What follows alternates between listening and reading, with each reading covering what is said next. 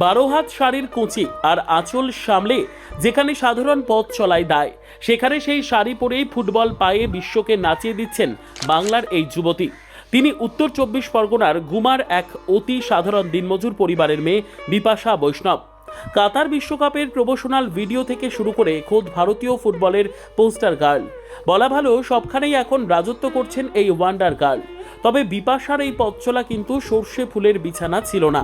মাত্র 5 বছর বয়সে যখন আর 5টা মেয়ে পুতুল খেলায় মগ্ন, বিপাশার চোখ তখন আটকে থাকতো ছেলেদের ফুটবল ম্যাচের দিকে। মেয়ে হয়ে ফুটবল খেলবে?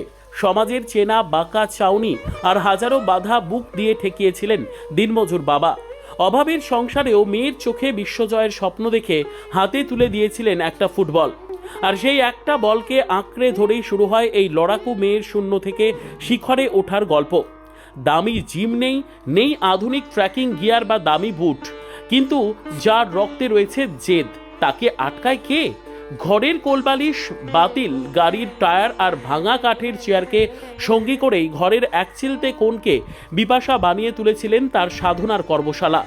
মাথা, কাঁধ আর পায়ের অদ্ভুত ভারসাম্যে বলকে তিনি যেভাবে শূন্যে নাচিয়ে বেড়ান, তা দেখে আজ দেশের তাবড় ফুটবলারদেরও চোখ কপালে ওঠে।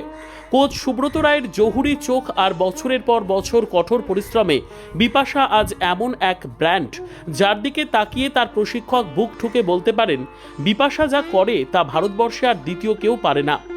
কন্যাশ্রী কাপের ফাইনাল হোক বা কলকাতার বড় বড় টুর্নামেন্টের উদ্বোধন, বিপাশার পায়ের জাদু দেখতে স্টেডিয়ামে ভিড় জমে। খোদ ভারতের কিংবদন্তি অধিনায়ক সুনীল ছেত্রীও এই মেয়ের জাদুতে মুগ্ধ হয়ে তাকে ডেকে পাঠিয়েছেন। বিপাশা প্রমাণ করে দিয়েছেন, আকাশ ছোঁয়ার জন্য দামি ডানার প্রয়োজন হয় না, শুধু ওড়ার জন্য নিজের অদম্য ইচ্ছে থাকলেই চলে। নিজের শিকড়কে, নিজের বাঙালি পরিচয়কে সম্মান জানিয়ে শাড়ি পরেই তিনি আজ বিশ্বমঞ্চে বাংলার গর্ব।